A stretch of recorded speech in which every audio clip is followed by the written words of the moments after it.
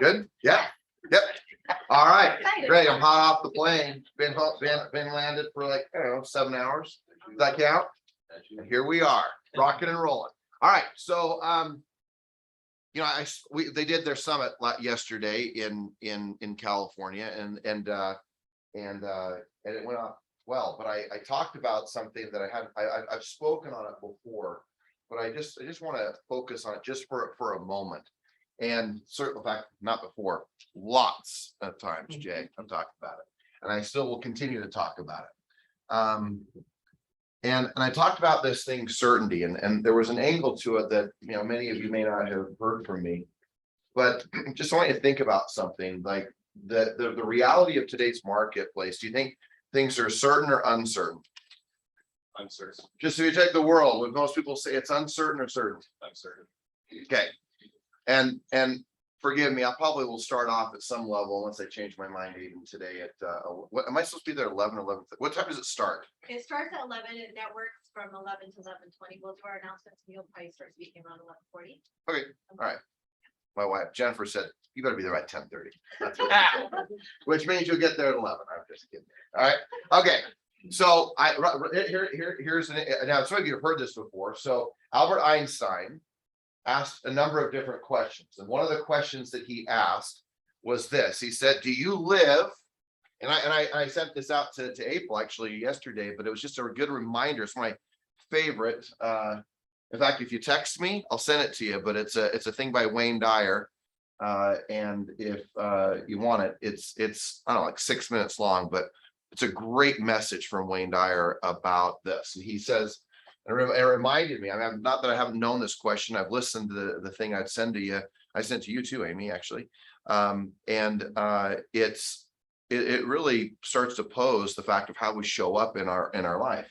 And he said, look, you have to make a decision if we live in a hostile or a friendly environment. And he talked about the fact of our perspective in relationship to our life. And he said, look, the first thing you have to decide, it's Albert Einstein, but Wayne Dyer speaking about it, he said, look, do you live in a hostile environment or a friendly environment? And how you believe your environment is exactly how it will be received by you. And I had some people yesterday come up after the event, and they said, you know, I realized is that in my home, I'm maybe a little more friendly. I walk out of my door and I'm thinking, okay, I'm in a hostile situation. But then it moves to the statement of, I go back up here to this level of certainty, and you look at certainty, and the thing is what I mean by certainty is the confidence, the presence that you show up with. Well, that certainty is interesting because this is the point I wanted to make. Every single thing in our world right now is trying to, like politically, do you think they're trying to create uncertainty? Yes. Right?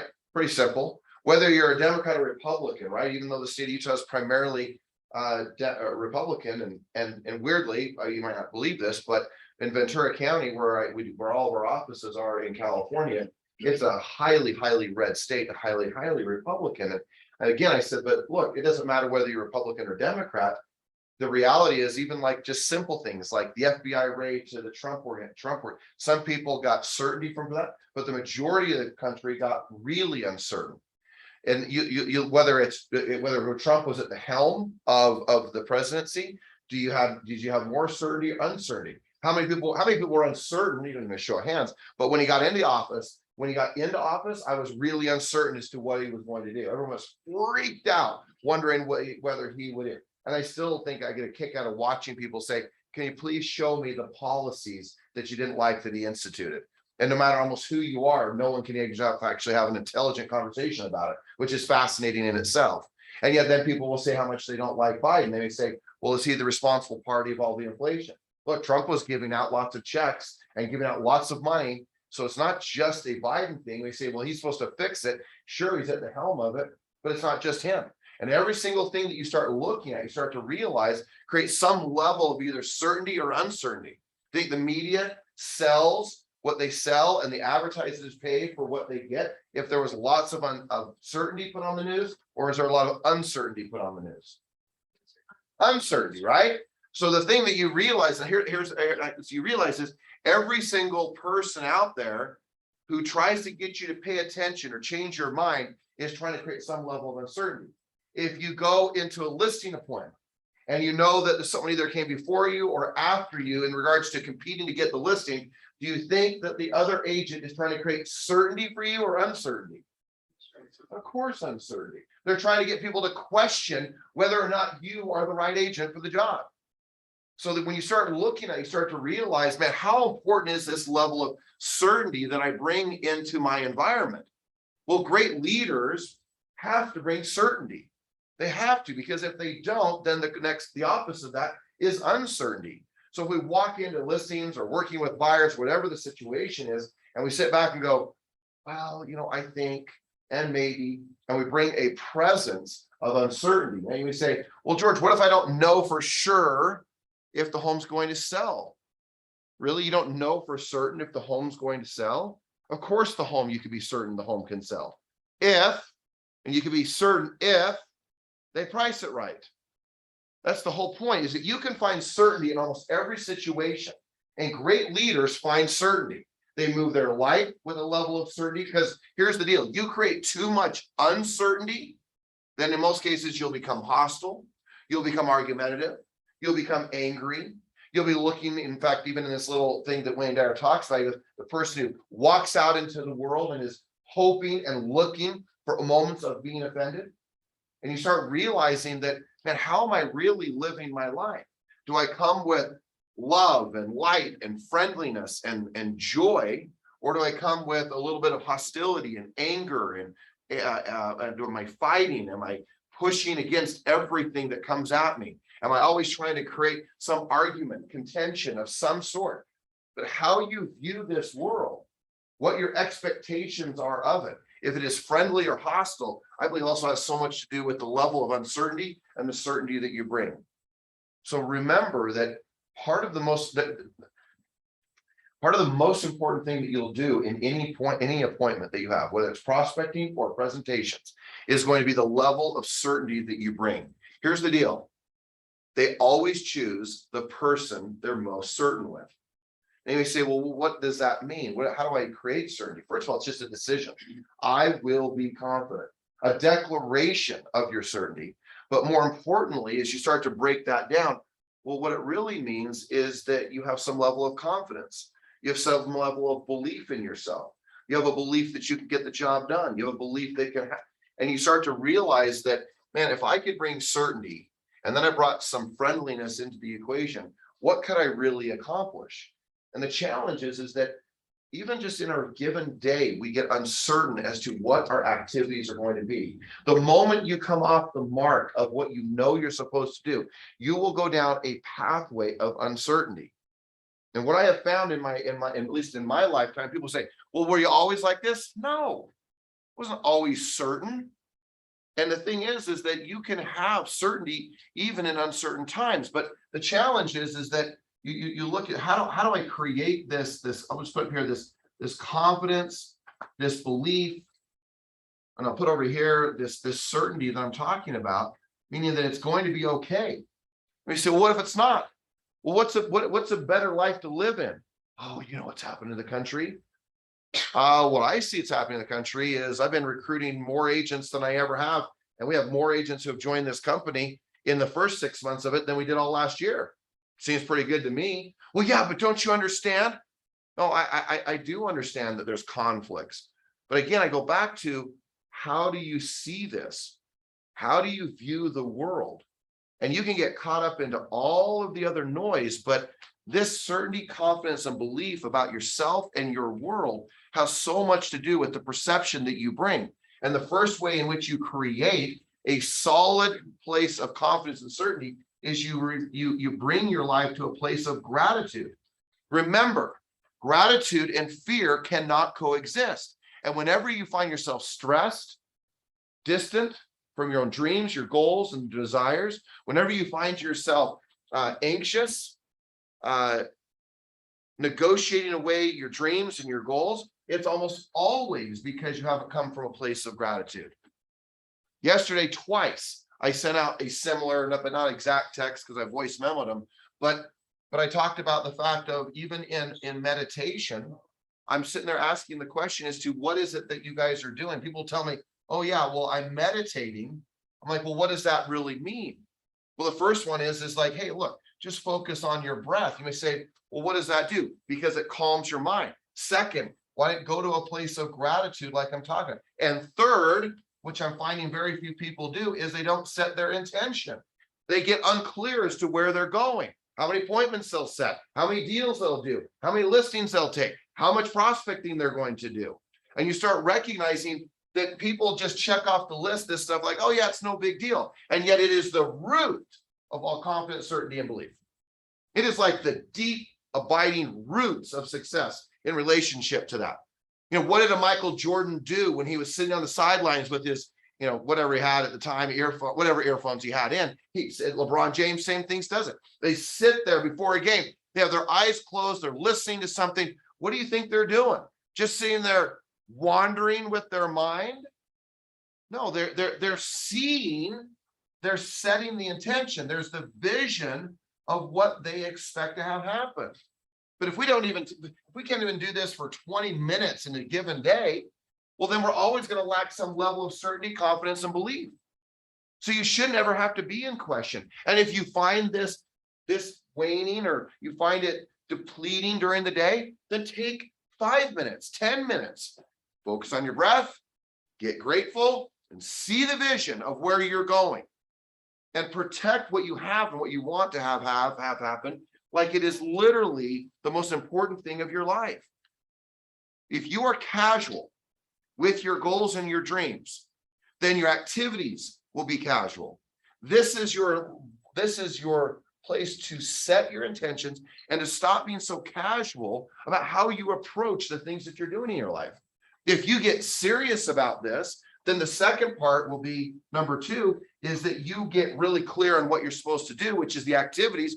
And you say, okay, now what do I have to do? You get really clear on what you have to do. Now, here's what I know when I'm most confident. I am filled with light and gratitude and love.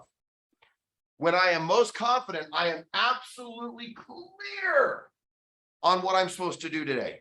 And what gives me the greatest level of confidence, what will bring me completely back to where I need to be, is I begin to execute with absolute precision. And what I do, April, oftentimes when I am doubting myself, when I am finding myself stressed, I say to myself, just do one thing. This is what I often will say to myself: follow your schedule to perfection. That is what I focus on. I focus on my schedule as if it was the most important. I stop thinking about anything else, and I just execute is exactly what I know I'm supposed to do. But some of you I know don't have a real schedule. You negotiate it away. It's like, hey, well, I that's great. You know, they I don't really like it. They changed that meeting. You know, we now end at 8 or 8:15 right here. And well, what am I supposed to do? I mean, I used to sit in here. Well, I'm not saying that sitting here was a horrible thing, but what I do know is that those who are clear on their schedule get their butt out there and they start prospecting. They prospect. I know that's why Jay walks out here, and he'll walk out of here in about 3 minutes, because he's going to prospect. I know he's going to go prospect. He told me he prospects, and I've known Jay, I think, nearly 20 years now. We're going to go prospect. That's what we do. So everything's aligned with how we prospect. Because if you start going over here and you execute and you do, you know what you're supposed to do, you execute, you have gratitude, and you follow your schedule to perfection, well, then there won't be any question as to the amount of money you will make, even if you're tired and you're yawning. No yawning. Just kidding. All right. Okay, so here's what I haven't gotten to what I want to talk about, Amy, yet. No, can you imagine that?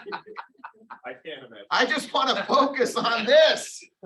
What is your job? And I'm telling you, man, I have to do the same thing. I have to ask myself, what is my job as a CEO? Man, I can just tell you what blares in my head. Oh, wait, protect. Oh, wait, number 2. Oh, vision. Protect the vision. Okay, vision. And I can break it down into other pieces. But do you know your job? Talk to people. Yes, I agree. but there's only a few things you should be doing every day. And somehow it gets really muddled and we negotiate away and we discount and we're not quite sure. And this coming week, what I want to get into is I want to start really working on a listing presentation intensely. And I want to work on it to a level where you know your job and the client's job, but what is your job on a day-to-day basis? Number one is that you're supposed to set an appointment, meaning that you're supposed to prospect. And you heard that, those of you who attended the summit, you saw that. And then the second thing, and this somebody like, well, I've heard this. Okay, but I mean, these two have for sure heard it from me. And that is this. I didn't realize, if you work for me, Amy, I would say something like, I didn't realize that you rewrote your job description, but you didn't tell anybody. And what that means is I didn't realize we weren't coaching and we weren't recruiting and we weren't recognizing and we weren't helping people see the importance of our core services. And we didn't realize we were going to help you train. And then what people do is they start picking things. I get employees, they pick things. Well, I like coaching, but I'm not going to. So you love, let's just go down to number 5, which is work with highly qualified buyers. There's just 5 of these things. And people say, well, yeah, I do number 5. Well, yeah, but there's 5 things. So what's your job description? This is your job description. This is what you're supposed to be doing every day. So Jocelyn, as a new licensee, here's your job description. Don't negotiate it and stop rewriting it because it's already been written. And this is how you become a multi-millionaire in this business. But if you keep rewriting the job description and put your efforts in other areas that don't get you what you want, then it's going to be problematic. But number 1, set appointments or prospect. And let's just put it here, a lead follow-up, put that up on there too. That includes in there. Okay, number 2 is we're going to present, right? We're going to present to both listings and to buyers. That's our job. We're gonna present. And then number 3, we're going to negotiate some contracts.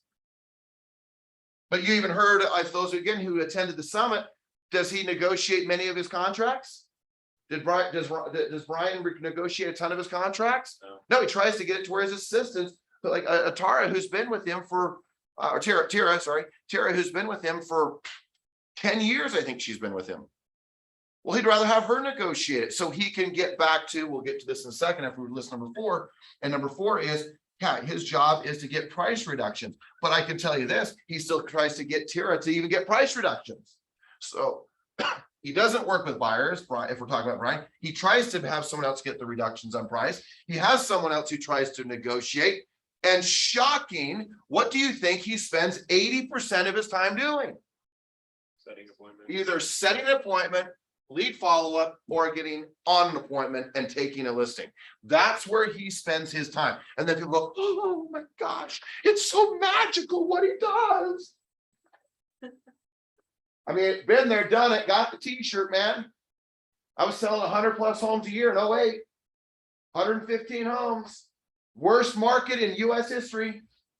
Oh, how did you do it? 6 hours of prospecting, that's how I did it.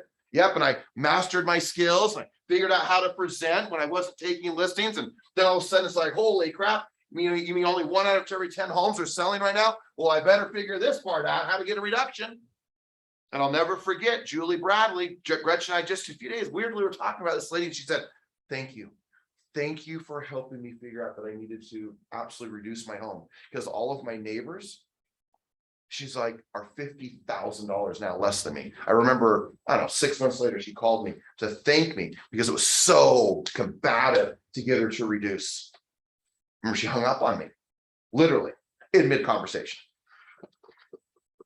Shocking, but yes. Okay. My point to you is, okay, 80% of your time in all of these areas. And I know, and people say, what about the other 20%? Yeah. That's the admin. The problem is that agents have this inverted. They have, oh, I'm just going to spend 20% prospecting and lead follow-up, and I'll spend 80% just working, getting ready to get ready. They'll spend 80% of their times adminning and emailing and working on the deal or deals. I don't care how many deals it is. But when you figure out that this is your job and stop rewriting it and you spend 80% of your time, you will make a fortune. But I go back to you, if you don't have a buyer to work with, if you don't have a reduction of price to get, if you don't have an offer to negotiate, Jake, I know you're new to this. I know this is deep stuff here, Greg. But what should you be doing? Thank you. And let's just say there is no appointments to go on, then that is what we do. And you're like, oh my gosh, you mean more than 2 hours? Yeah, maybe 6, maybe 8, maybe 10. And you're like, well, that's not what I signed up for. Well, then stop acting like you should be making $1 million or more a year when you don't pay the price of entry, which is to prospect on a daily basis. And that's the key to this business. And we are in the we're not in the retail business. We are in the direct sales. And if you continue to fight the activity that will bring all of your dreams come true, the home in Jackson Hole, right? If we fight it every single day, then you're never going to get where you want to get to. You can be like, well, I really like buyers, and well, I don't have, you may like all these other things, but if you don't do this, it's all going to fail. This is the gasoline to your Ferrari, your business. And if you will do these things and you will not waver from this being the job of what you do every day, then you won't wonder it doesn't matter what the market. Now come back here. Do you think that you're going to have certainty? Do you think that if you were grateful, and even those moments when you felt the stress and you started to try to renegotiate away your future, and if you reminded yourself of what you're supposed to do and you executed on it and you really did this, here's the thing I found. If you will prospect 6 to 8 hours in a day, and I only speak this because I did it in 2008, I bet I'll tell you, if you'll do that for 2 weeks, you'll not have to do more than 2 or 3 hours a day for probably the rest of your career. But if you will do this from 6 to 8 hours a day for the next 2 weeks, you will create so much momentum. That's true. You won't have 6 to 8 hours a day to prospect, because where will you be? On appointments. I'm not a, I got a 2.6 is what I graduated in high school from,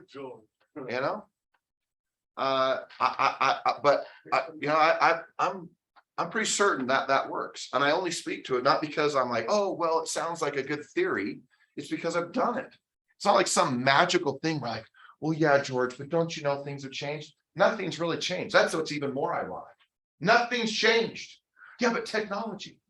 What has technology done? It has increased the ability, maybe the speed in which to communicate and talk with more people. But the internet, even pay-per-click, Zillow leads, if you aren't capable of prospecting, you will never win the game. Whether it's internet leads for sell by owners, expireds, or like I talked about at the summit, your sphere of influence, you won't win the game. Deal? Jay, anything? I'm done. If you can believe that, I believe I'm done. At least I say that at this moment. 2 things. One, I remember seeing you at your car in the parking lot on Saturday morning. Back in the day. Yeah, I always prospected 8 to 10 on Saturday mornings. My deal was, Jay, every Saturday morning, 8 to 10. If I didn't have a commitment with my kids, or we're on a trip, or there was a soccer game, which I hate soccer games, but please call those. The kids' soccer games are the worst. Otherwise I was doing, and I had a deal that I worked till noon. And I was always done by about noon on Friday. I was always playing golf.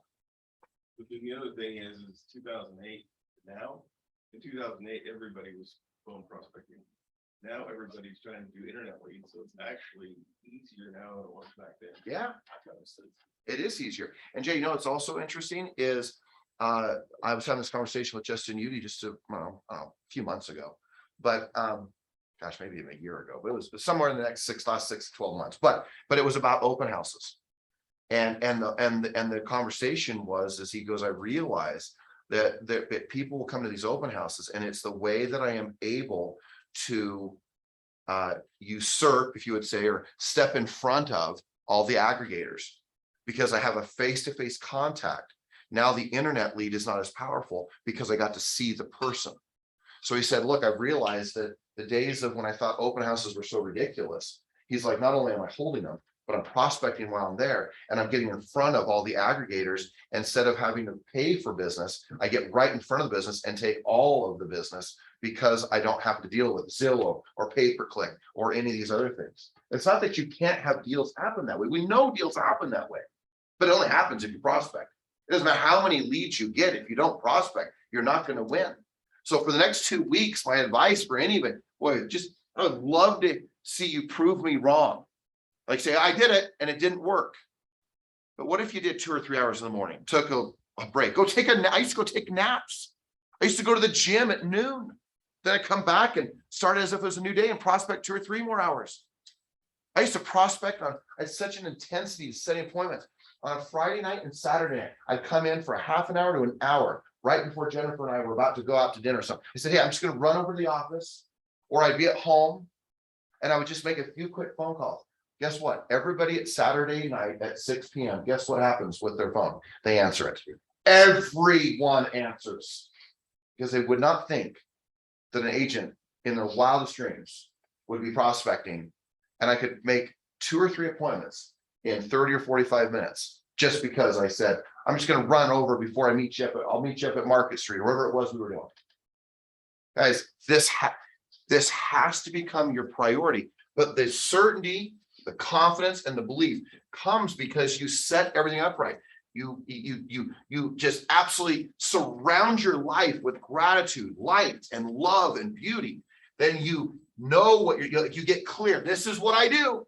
This is what I do. I do not waver. I'm not going to resist it anymore. One of the things I loved when I heard Brian, he said, this is how he is. I'll say, I'll go do that. Ryan go, okay, I'll go do that. He said, oh, well, wait, hold on. I mean, you said, I mean, someone else said, and well, I'm thinking it should be, and I was thinking about, no, he just goes and does it. No resistance. And then he tries to figure out whether it was right or wrong by doing it. Before he starts arguing whether it's right or wrong, he'll take your word that it works because someone else has gone down the path before. Then he executes. And that's why you make, and he's now made, as of this week, over $2 million this year. And so you're like, well, yeah, but I don't want to prospect like that. Why not? Why? All your dreams lie within the ability for you to get on a phone or knock on a door and change the whole future of your life because of it. And we are so concerned about what we're doing that we forget as to what we want. Just like they'll finish with this, the gym is the most clear. We will focus on, I don't want to be at the gym. I don't want to work out at the gym. It's gonna be tough at the gym. I don't want to get on the treadmill. We'll focus on all the things we want to do, but we forget that the focus is not the gym. The pinnacle, the summit, the peak, the achievement, the goal is that you get the body or the strength or the endurance or the look, whatever that's what you get. And people they forget to focus on what they get by doing this versus what they do at the very moment. And if your focus comes down to, I don't know if I want to live versus, man, I can't believe how great I will look or how I will feel, then all of a sudden we will just fight every single day.